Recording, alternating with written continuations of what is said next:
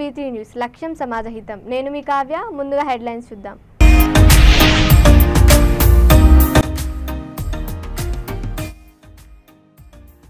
స్వర్గీయ రాజీవ్ గాంధీ 33వ వర్ధంతి ఘనంగా నివాళులర్పించిన కాంగ్రెస్ పార్టీ నాయకులు.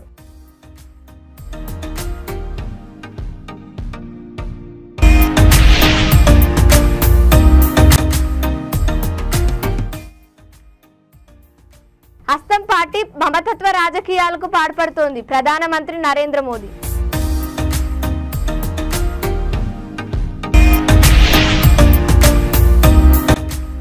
సింగరేణి కార్మిక కుటుంబాలకు సురక్షిత మంచినీటిని అందించాలి. సురక్షితమైన నీటిని అందివ్వకుంటే ఆందోళన చేపడతాం.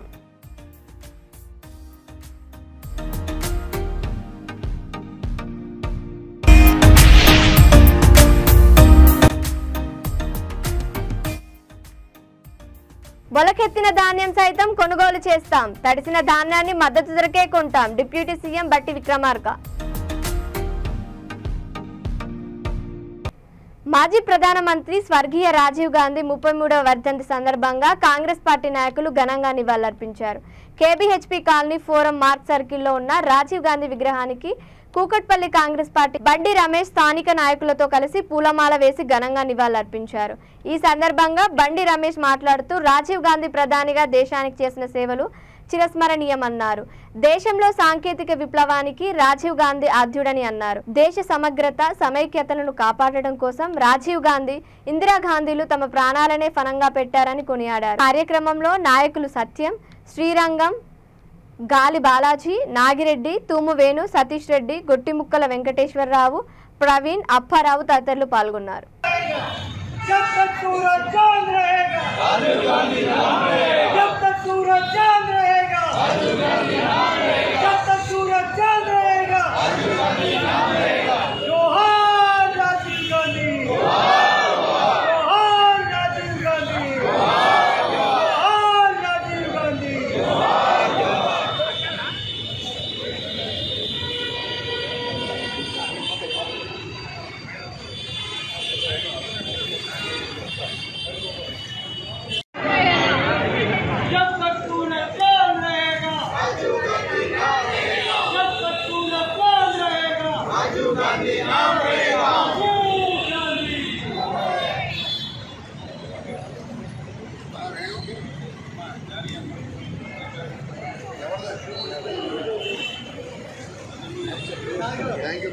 మరి భారతదేశం ముందుండాలి అన్ని రంగాల్లోని స్వచ్ఛమైన వ్యక్తి మరి మన్మోహన్ సింగ్ గారిని రాజు ప్రధానమంత్రిని చేసి భారతదేశానికి దశ చేసినటువంటి కుటుంబం రాజీవ్ గాంధీ గారి కుటుంబం అని చెప్పి తెలియజేస్తా ఉన్నా.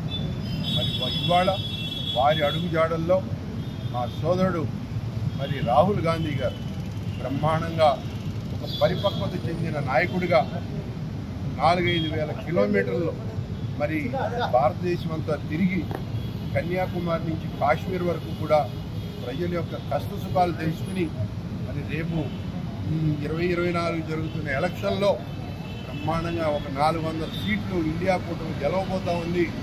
రాహుల్ గాంధీ గారి నాయకత్వంలో ఇండియా కూటమి కాంగ్రెస్ పార్టీ ప్రభుత్వం ఏర్పాటు చేయబోతా ఉన్నామని చెప్పి చాలా గర్వంగా మీ అందరికీ చెప్పబోతా ఉన్నాం. రేపు రాబోయే రోజుల్లో భారతదేశాన్ని అన్ని రంగాల్లో ముందు నిలబెట్టగలిగే దమ్ము సత్తా ఉన్న నాయకుడు రాహుల్ గాంధీ గారు. కాబట్టి మేము వారి బాటలో వాళ్ళ మా కాంగ్రెస్ పార్టీ కూకట్పల్లి విభాగం అంతా కూడా పనిచేస్తామని రేపు రాబోయే రోజుల్లో మరి అన్ని రకాలుగా ప్రజలకు అండదండగా ఉండి ఏదైతే మాకు రాహుల్ గాంధీ గారు, సోనియా గాంధీ గారు సూచిస్తున్న బాటలో నడిచి బ్రహ్మాండంగా ప్రజలకు సేవ చేస్తామని మీ అందరికీ తెలియజేస్తూ మరి ఈ సందర్భంగా మా పార్టీ అభిమానులని, నాయకులని, కార్యకర్తలని అందరినీ నేను ఒకటే కోరుతా ఉన్నా. 10 ఏళ్లుగా మనం ప్రజాపాలనకు దూరంగా ఉన్నాం, ప్రభుత్వానికి దూరంగా ఉన్నాం. ప్రజలు మనకు అవకాశం ఇచ్చారు. రేవంత్ రెడ్డి గారి రూపంలో మరి వాళ్ళ బ్రహ్మాండమైన ఒక ముఖ్యమంత్రి మనకు రావడం జరిగింది. వారి ఆధ్వర్యంలో మనం అందరం కష్టపడి పనిచేద్దాం, ప్రజాసేవకు పునరంకితం అవుదాం. ఏదైతే మీరు 10 ఏళ్లుగా పార్టీని అన్ని విధాలుగా మోసారో. ఇండియా కూటమి విచ్ఛిన్నానికి కౌంటౌన్ మొదలైందని ప్రధానమంత్రి నరేంద్ర మోడీ పేర్కొన్నారు. ఐదో విడత పోలింగ్ అనంతరం ఆ కూటమి ఓటమి ఖాయమైందన్నారు. లోక్సభ ఎన్నికల నేపథ్యంలో పశ్చిమ బెంగాల్లోని గుడ్గ్రామ్లో నిర్వహించిన ప్రచార సభలో మోదీ పాల్గొని ప్రసంగించారు. కాంగ్రెస్ టీఎంసీలు మునుగుతున్న పడవలని ఎద్దవ చేశారు. ప్రపంచ దేశాలు అభివృద్ధి దిశగా అడుగులు వేస్తున్న సమయంలో కుంభకోణాల రికార్డులు సృష్టించడంలో కాంగ్రెస్ నిమగ్నమైందని విమర్శించారు. साथियों, बंगाल में आपकी आस्था पर आक्रमण करने की जिम्मेदारी टीएमसी सरकार ने ले रखी है। टीएमसी के नेता कहते हैं कि राम मंदिर तो अपवित्र है। क्या राम मंदिर अपवित्र है? क्या राम मंदिर अपवित्र है? क्या टीएमसी के इरादे अपवित्र है कि नहीं है? अरे टीएमसी सरकार खुद रामनवमी पर रोक लगाने के फरमान जारी करती है। टीएमसी के गुंडों से रामनवमी शोभा यात्राओं पर हमले करवाए जाते हैं। अब तो यहां की मुख्यमंत्री खुद हिंदू संतों को धमकी दे रही है।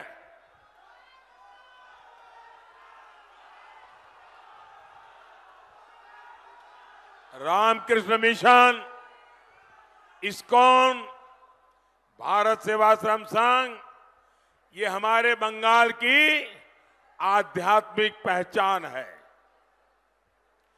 यहां की सीएम मंच पर से इन महान संस्थाओं को धमका रही है और इस धमकी ने टीएमसी के गुंडों का हौसला भी बढ़ा दिया है। पता चला है कि जलपाईगुड़ी में रामकृष्ण मिशन के आश्रम में कल रात को तोड़फोड़ की गई है। आश्रम में काम करने वाले कर्मचारियों के साथ मारपीट की गई है, उनको धमकी दी गई है।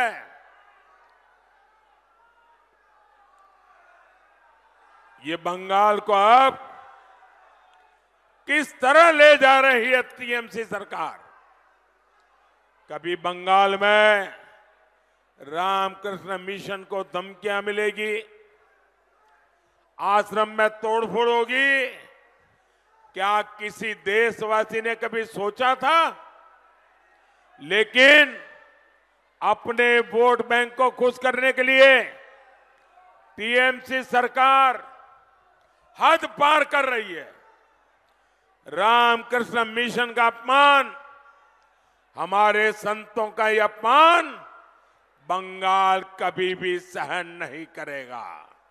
మహబూబాబాద్ జిల్లా మరిపెడ మండలం ఎల్లంపేట గ్రామంలోని జెడ్పీహెచ్ఎస్ 2000 సంవత్సరం నుంచి 2001 సంవత్సరంలో చదివిన ఎస్ఎస్సి పూర్వ విద్యార్థుల ఆత్మీయ సమ్మేళనం ఘనంగా జరిగింది. 3 సంవత్సరాల తర్వాత కలుసుకొని అప్పటి జ్ఞాపకాలను నెమరు వేసుకొని కన్నీటి పర్యంతమయ్యారు. High school incharge HM Gugulothu Mangu అధ్యక్షతన జరిగింది. విద్యార్థులకు పాఠాలు బోధించిన గురువులను ఘనంగా సన్మానించారు. ఈ కార్యక్రమానికి ముఖ్య అతిథిగా జన విజ్ఞాన వేదిక జిల్లా ప్రధాన కార్యదర్శి లింగంపల్లి దయానంద మాట్లాడుతూ, ఈ పాఠశాలలో చదువుకొని ఉన్నత స్థాయికి చేరిన మీరు పాఠశాల అభివృద్ధి కోసం సహకరించాలని కోరారు. ఈ కార్యక్రమంలో పూర్వ విద్యార్థులు పాల్గొన్నారు.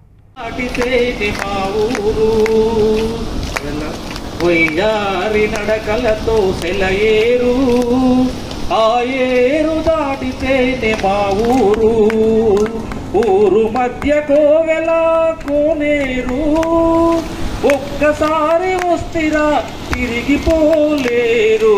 మా ఊరు ఒక్కసారి పోయి రావాలి, జ్ఞాపకాల బరువుతో తిరిగి రావాలి. మా ఊరు పక్కనే చెరువుంది, ఆ చెరువు గట్టు పైన 2 చెట్లున్నాయి.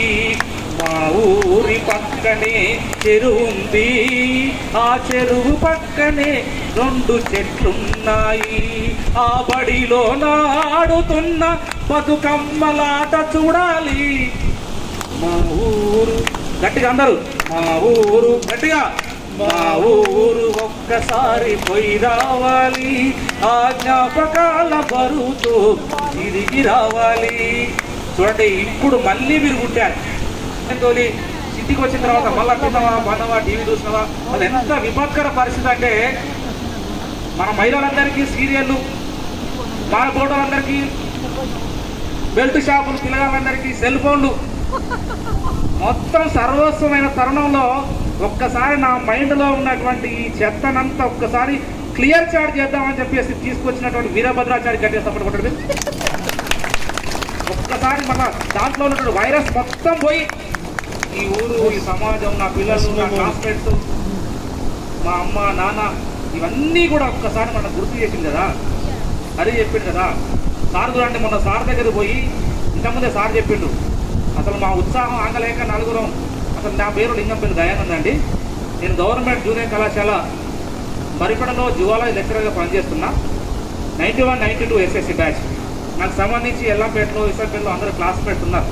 విసంపల్లికి సంబంధించి మక్క అంజన్ గౌడు, కంచన్నపల్లి ఉపేందరు, వాడు ముత్యాల వెంకటరమణ, లక్ష్మయ్య, వీళ్ళంతా నా క్లాస్మేట్సే. వీరారానికి సంబంధించి వచ్చినట్లయితే ముత్యాల రజని, బుధ నాగేశ్వరరావు, వీళ్ళంతా నా క్లాస్మేట్సే. ఉగంపల్లికి సంబంధించి వచ్చేసరికి ఆ ఖలీలు, వీళ్ళంతా కూడా ఆ క్లాస్మేట్సే. ఎల్లంపేటలో పరమేశ్వరు, నేను, వీళ్ళంతా కొంత క్లాస్మేట్సే.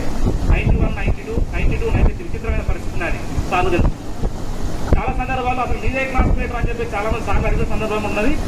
కాబట్టి ఏ క్లాస్మేట్స్ వాళ్ళు ఉత్సవాన్ని సంబరాన్ని చేసుకున్నా 100 మంది సంతోషం కోసం మనం పోతే తప్పులేదని చెప్పేసి ఇవాళ అనేకమైనటువంటి హైదరాబాద్లో పోయే ప్రోగ్రామ్ ఉన్నా కూడా క్యాన్సిల్ చేసుకొని రావడం జరిగింది. ఇక్కడ మీరందరూ కూడా దయచేసి ఇక్కడికి వచ్చిండ్రు. ఈ మీటింగ్ ఎప్పుడు అయిపోదా, ఎప్పుడు ఇంటికి పోవాలి, ఎప్పుడు మన ఇల్లు, మన భార్య, మన పిల్లలు ఎప్పుడు ఉండేది ఇది. కాబట్టి ఈ కార్యక్రమం సన్మానంతరం కూడా ఒక 2-3 డ్యాన్స్లు ప్లాన్ చేశారు. ఇక బతుకమ్మ సాంగ్ అవన్నీ కూడా మీరు పార్టిసిపేట్ చేసి మళ్ళీ ఒక కొత్త జీవితంలోకి ఎన్ని కష్టాలు, బాధలు, ఒడిదుడుకులు. పెద్దపల్లి జిల్లాలోని రామగుండం సింగరేణి ఏరియాలో నివసిస్తున్న కార్మిక కుటుంబాలకు సురక్షిత మంచినీటిని అందించాలని సింగరేణి యాజమాన్యానికి తెలంగాణ బొగ్గు గని కార్మిక సంఘం నాయకులు విజ్ఞప్తి చేశారు. గత నెల రోజులుగా సింగరేణి కార్మిక కుటుంబాలకు అందిస్తున్న నీరు ఎరుపు రంగులో వస్తోందని, అలాంటి కలుషితమైన నీరు కనీస అవసరాలు తీర్చుకునేందుకు కూడా పనికిరావని కార్మిక సంఘాల నాయకులు ఆగ్రహం వ్యక్తం చేశారు. యుద్ధ ప్రతిపాదన సింగరేణి యాజమాన్యం C&MD స్పందించి కార్మిక కుటుంబాలకు సురక్షితమైన నీరును అందించేలా చర్యలు చేపట్టాలని, లేదంటే తెలంగాణ బొగ్గు గని కార్మిక సంఘం ఆధ్వర్యంలో పెద్ద ఎత్తున ఆందోళన కార్యక్రమాలు చేపడతామని నాయకులు హెచ్చరించారు.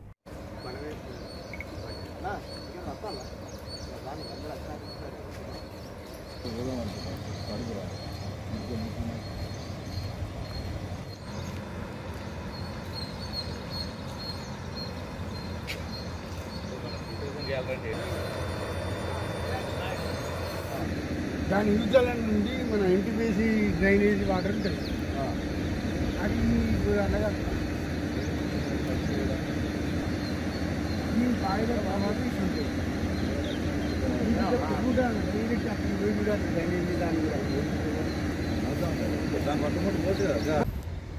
ఇవాళ రామగుండం పారిశ్రామిక ప్రాంతంలో నివసిస్తున్నటువంటి సింగరేణి కార్మికులు, కాంట్రాక్టర్ కార్మికులు, ఈ ప్రాంత వ్యాపారస్తులు, ప్రజలందరికీ కూడా సింగరేణి గోదావరి నది నుంచి ఏదైతే సురక్షిత మంచినీటిని సరఫరా చేస్తూ ఉన్నదో అది పూర్తిగా కలుషితమైపోయింది. గోదావరి నదికి పైనుంచి ఒక దార కూడా రావడం లేదు. కేవలం ఈ ప్రాంతంలోని డ్రైనేజీ నీటినే మనకు మళ్లించి మన ఇన్ఫిల్ట్రేషన్ గ్యాలరీల ద్వారా మనకు పంపింగ్ ద్వారా ఈ పవర్ హౌస్ నుండి ఆ సెక్టార్ 1, సెక్టార్ 2, RG3 కూడా పంపింగ్ చేస్తూ ఉన్నారు. ఇవాళ 25 లక్షల మిలియన్ ల్యాక్ గ్యాలన్ల వాటరు ఇవాళ పంపింగ్ చేసి అదంతా పూర్తిగా కూడా కలుషితమైనది. ఇవి తాగడం వల్ల ప్రజలు అనారోగ్యానికి గురవుతా ఉన్నారు, ఇవాళ రోగాల పాలవుతున్నారు. కార్మికులు, ప్రజలు సంపాదించిన సంపద అంతా కూడా వైద్యశాలకే ఖర్చు అవుతా ఉన్నది. గోదావరి పరివాహక ప్రాంతానికి ఆనుకొనున్నటువంటి గోదావరి కని ప్రాంతంలో గోదావరి కని నుండి మొదలుకొని సెంటనరీ కాలనీ వరకు ఇవాళ సింగరేణి కార్మికులు, దీని ఆధారిత వ్యాపార ప్రజలందరూ కూడా మంచినీరుకు సంబంధించినటువంటిది గిట్ట చూసినట్టయితే మన నిజంగా కూడా ఒక దయానీయమైనటువంటి పరిస్థితి మనం కళ్ళ నిండారా చూసినాం.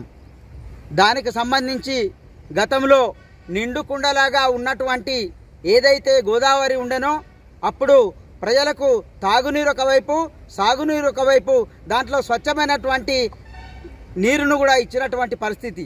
గతంలో కూడా మేము ఈ గోదావరి నదిని కానీ లేదా ఈ ఫిల్టర్ బెడ్ గంగానగర్ను కానీ తెలంగాణ బొగ్గు గని కార్మిక సంఘం నాయకత్వంలో పరిశీలన చేసి ఈరోజు సింగరేణి కార్మికుల పరిస్థితి అగమ్య గోచరంగా తయారైంది. అండర్ గ్రౌండ్ మైన్స్లో పోతే అక్కడ సేఫ్టీ రక్షణ లేక అక్కడ ప్రమాదాలు జరుగుతున్నాయి, చనిపోతున్నారు యాజమాన్య నిర్లక్ష్యం వల్ల. ఇవాళ తాగునీటి పరిస్థితికి వస్తే అంతంత కలుషమైన నీరు సప్లై చేస్తున్నారు. గోదావరి కప్పు నిండుకుండలా ఉండే మంచినీరు వచ్చేది. గోదావరి ఎండిపోయిన తర్వాత ఒక బొట్టు కూడా గోదావరి లేదు. మరి నీళ్ళంతా ఎక్కడికి వెళ్తున్నాయంటే రామగుండం పారిశ్రామిక ప్రాంతానికి చెందిన డ్రైనేజ్ సిస్టమ్ ద్వారా వచ్చే నీళ్ళే ఫిల్టర్ చేసి ఆ నీళ్ళు సరఫరా చేస్తాం. ఇందాక మేము క్షేత్రస్థాయిలో పరిశీలించిన గోదావరిలో పోయి ఆ చిన్న కాలువ ద్వారా వచ్చే నీళ్లు మురుగునీరు, hospital wastage, needles, cotton waste, చచ్చిపోయిన ఇతర కుక్కలు, పందులు అటువంటివి అవి కొట్టుకొని వస్తున్నాయి. ఆ నీళ్ళే ఫిల్టర్ చేసి వాళ్ళ కార్మికులకి. మొలకెత్తిన ధాన్యం సైతం కొనుగోలు చేస్తాం. అకాల వర్షాల వల్ల తడిసిన ధాన్యాన్ని మద్దతు ధరకే కొంటామని డిప్యూటీ సీఎం బట్టి విక్రమార్క మల్లు చెప్పారు. హైదరాబాద్ గాంధీ భవన్లో ఆయన మాట్లాడుతూ ఇప్పటి వరకు సేకరించిన ధాన్యానికి 3 రోజుల్లోనే రైతుల ఖాతాలో డబ్బులు జమ చేస్తామని పేర్కొన్నారు. వరి వేస్తే ఉరే అని నాటి సీఎం కేసీఆర్ అన్నాడని చెప్పారు. గత ప్రభుత్వంతో పోలిస్తే యాసంగిలో కొనుగోలు కేంద్రాల ప్రారంభం, కొనుగోలు కేంద్రాల సంఖ్య, ధాన్యం సేకరణ, నగదు జమ చేసే అన్ని విషయాల్లోనూ ముందంజలో ఉన్నామని, ప్రజా అవసరాలను తీర్చడంలో రాజీవ్ గాంధీ చూపిన మార్గాన్ని రాష్ట్ర ప్రభుత్వం అనుసరిస్తుందని బట్టి విక్రమార్క తెలియజేశారు. మీరు గతంలో తడిసిన ఓట్లు కొనలే, మొక్కెత్తిన ఓట్లు కొనలే. అటువంటి పరిస్థితి ఇప్పుడు లేకుండా మేము బై ఛాన్స్ ఇన్ని చర్యలు తీసుకున్నప్పుడు కూడా అకాల వర్షం సడన్ గా ఏదైనా వచ్చి అక్కడ ఉన్న రైతులు అప్పటికప్పుడు ఏమైనా చేసుకోలేకపోతే తడిస్తే కూడా తడిసిన ధాన్యాన్ని కూడా ఎంఎస్పీతో కొంటామని చెప్పాం. ఎక్కడా ఒక్క గింజ కూడా వదిలిపెట్టామని చెప్పాం.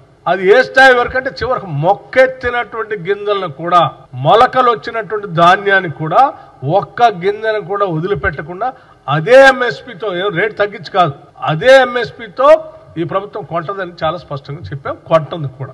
ఏ రైతు ఆందోళన చెందొద్దని మేము చాలా స్పష్టంగా రైతులకు చెప్తా ఉంటే మీరు ఆ పక్కన తడుస్తా ఉన్నాయి, రైతులు అన్యాయం అయిపోతా ఉన్నారు అని వాళ్ళని భయపెట్టి భయభ్రాంతులు గురి చేసి ఒక రకమైనటువంటి ఒక ఉద్రిక్త వాతావరణం, రైతుల మనస్సుల్ని ఆందోళన చెందేటట్టుగా చేసే పరిస్థితి మంచిది కాదు. దయచేసి మీరు మీ ఆనందం కోసం రైతులను ఇబ్బంది పెట్టకండి. మేము చాలా స్పష్టంగా ఉన్నాం. ఎన్ని లక్షల మెట్రిక్ టన్నులు పండినా చివరి గింజ వరకు ఈ రాష్ట్ర ప్రభుత్వం కొంటది.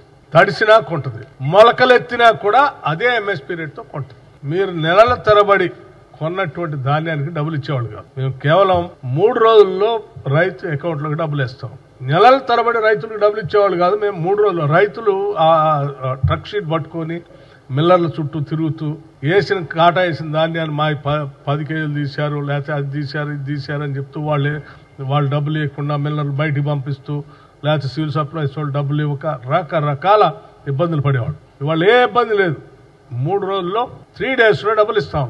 ఇది ఈ ప్రభుత్వం యొక్క చిత్తశుద్ధి, రైతాంగ సోదరుల కోసం, పంట పండించేటువంటి కుటుంబాలు ఆదుకోవడం కోసం చేసేటువంటి కార్యక్రమం ఇది. దయచేసి తప్పుడు సమాచారం ప్రజల్లో చొప్పించి, మీకేదో ప్రసార మాధ్యమాలు మీ సొంతవి ఉన్నాయి కాబట్టి మీ ఇష్టం వచ్చినట్టు రాసుకొని, మీ ఇష్టం వచ్చినట్టు చూపించుకొని ప్రజలను తప్పుదోవ పట్టించి ఇబ్బంది పెట్టే కార్యక్రమం చేయబాకండి చెప్పడం కోసమే నేను ఈరోజు మీ ద్వారా వారికి విజ్ఞప్తి చేస్తా ఉన్నాను. జయశంకర్ భూపాల్పల్లి జిల్లా మేడిగడ్డ బ్యారేజీ తాత్కాలిక పనులు పునఃప్రారంభమయ్యాయి. 7వ బ్లాకులలో 11 గేట్లు ఉండగా అందులో 8 గేట్లు స్ట్రక్ అయి ఉన్నాయి. అందులో నుండి ఒక గేటును ఎత్తడం జరిగింది. మరొక గేటును బుధవారం ఎత్తే యోజనలో అధికారులు ఉన్నారు. మేడిగడ్డ బ్యారేజీలో నీరు ఆగకుండా ఉండేందుకు గేట్లు మొత్తం లేపే ప్రక్రియ కొనసాగుతోంది. మరోవైపు అన్నారం బ్యారేజీ గేట్ల సమీపంలో ఉన్న ఇసుకను టెండర్లు ప్రక్రియ రూపంలో 6 నెలల 50,000 క్యూబేజ్ మీటర్ల ఇసుకను టెండర్ల ప్రక్రియ ద్వారా లిఫ్ట్ చేస్తున్నారు.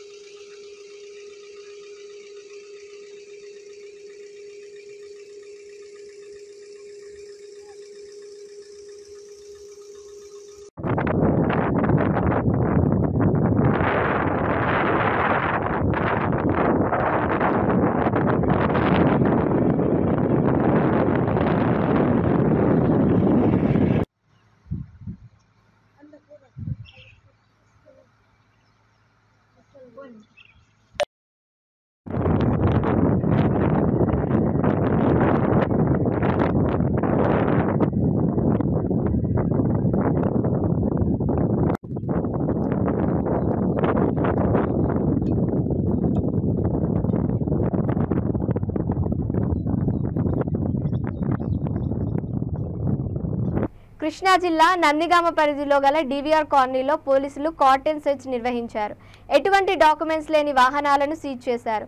అనుమానితులను అదుపులోకి తీసుకొని ఐరిస్ టెస్ట్ నిర్వహించారు. ఈ సందర్భంగా ఏసీపీ రవికిరణ్ మాట్లాడుతూ పట్టణ పోలీస్ స్టేషన్ లిమిట్స్ గల డివిఆర్ కాలనీలో ఈ రోజు తెల్లవారుజామున కార్డన్ అండ్ సెర్చ్ ఆపరేషన్ నిర్వహించామని, దాదాపు 500 ఇళ్లు తనిఖీ చేశామని, అదే విధంగా ఎటువంటి రికార్డు లేని 27 బైకులు, 22 ఆటోలను స్వాధీనం చేసుకున్నామని, ఐరిష్ మొబైల్ ద్వారా 72 మంది అనుమానితులను తనిఖీ చేశామని, వారిలో 72 అనుమానితులను తనిఖీ చేశామని, వారిలో 6 అనుమానితులుగా అదుపులోకి తీసుకున్నామని, వారు పలు కేసుల్లో ముద్దాయిలుగా ఉన్నారని ఏసీపీ తెలిపారు.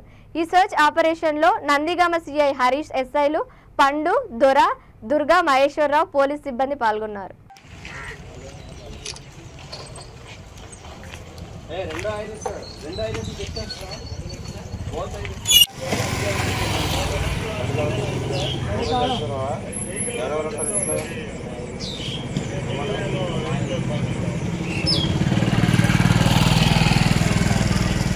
అందరికీ నమస్కారం. ఇవాళ విజయవాడ సిపి పిహెచ్డి రామకృష్ణ గారు ఆధ్వర్యంలో and as per his directions we have conducted a cordon and search operation in DVR colony of Nandigama police station limits. And ఇందులో భాగంగా we have checked more than 500 house holds and nearly we have seized 27 bikes and 22 autos which are having improper records or no records at all. And ఇందులో భాగంగా iris mobile కూడా fit చేసి ఎవరైనా suspected persons ఉంటే వాళ్ళని కూడా check చేయడం జరిగింది. అందులో 72 మందిని చెక్ చేసాము. ఆ 72 మందిలో we have identify 6 suspects and వాళ్ళకి ఇప్పటివరకు అందులో ఒక 307 ముద్దాయి కూడా ఉన్నారు and as well as 4 pick pocketers ఉన్నారు అండ్ ఒక యాక్సిడెంట్ కేసు ముద్దాయి ఉన్నారు. సో వాళ్ళ యాంటిసిడెంట్స్ కొంచెం వెరిఫై చేయడం జరుగుతుంది ఇంకా. And at the same time రాబోయే ఎన్నికల ప్రక్రియలో మన కౌంటింగ్ జరగబోతుంది. ఆ కౌంటింగ్ సందర్భంగా కూడా ఆఫ్టర్ కౌంటింగ్ కూడా ఎటువంటి ఇన్సిడెంట్స్ లేకుండా ఉండడానికి ప్రక్రియలో మనం ఈ కార్డన్ సర్చ్ ఆపరేషన్ చేయడం జరిగింది. And at the same time public అందరికీ చిన్న విజ్ఞప్తి, 144 సెక్షన్ అమల్లో ఉన్నది మొత్తం నందిగామ సబ్ డివిజన్ అంతట్లో. సో అందుకోసమే దయచేసి పబ్లిక్ ఎవరు గ్యాదరింగ్స్, ఇల్లీగల్ గ్యాదరింగ్స్ ఏం పెట్టుకోవద్దు. ఏమైనా గ్యాదరింగ్స్ ఉన్నా కూడా వితౌట్ ప్రయర్ పర్మిషన్ ఉండకూడదు. ఎనీ పర్మిషన్స్ తీసుకొని పెట్టాలి. And at the same time after counting కవ్వింపు చర్యలు ఎవరు కూడా ఇరు పార్టీలకు కూడా చేసుకోకుండా ఉండాలనేసి కోరుకుంటున్నాం విజ్ఞప్తి. ఎటువంటి ఇబ్బందులు లేకుండా పీస్ఫుల్గా ఈ కౌంటింగ్ ప్రక్రియ అయిపోయి ఎలక్షన్స్ క్లోజ్ అయ్యి జరగాలనేసి మా ప్రయత్నంలో ఈ భాగంగా ఈ క్యాష్ ఆపరేషన్ చేయడం జరిగింది. అండ్ హోప్ఫుల్లీ కౌంటింగ్ ప్రక్రియ తరఫు కూడా ఏ ఇబ్బందులు లేకుండా చేసుకుంటాం. బులెటిన్ ముగించే ముందు హెడ్లైన్స్ మరోసారి.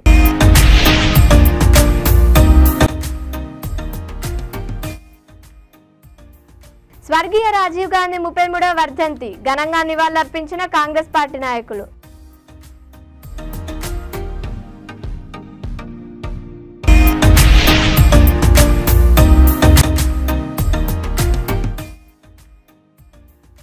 హస్తం పార్టీ మమతత్వ రాజకీయాలకు పాల్పడుతోంది ప్రధానమంత్రి నరేంద్ర మోదీ.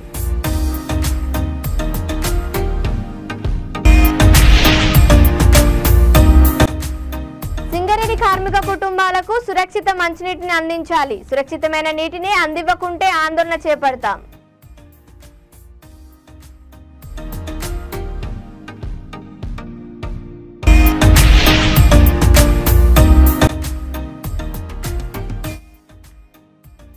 మొలకెత్తిన ధాన్యం సైతం కొనుగోలు చేస్తాం. తడిసిన ధాన్యాన్ని మద్దతు ధరకే కొంటాం. డిప్యూటీ సీఎం బట్టి విక్రమార్క. ఇవి ఇప్పటివరకున్న అప్డేట్స్. మరిన్ని అప్డేట్స్ కోసం చూస్తుండండి V3 న్యూస్. లక్ష్యం సమాజ హితం.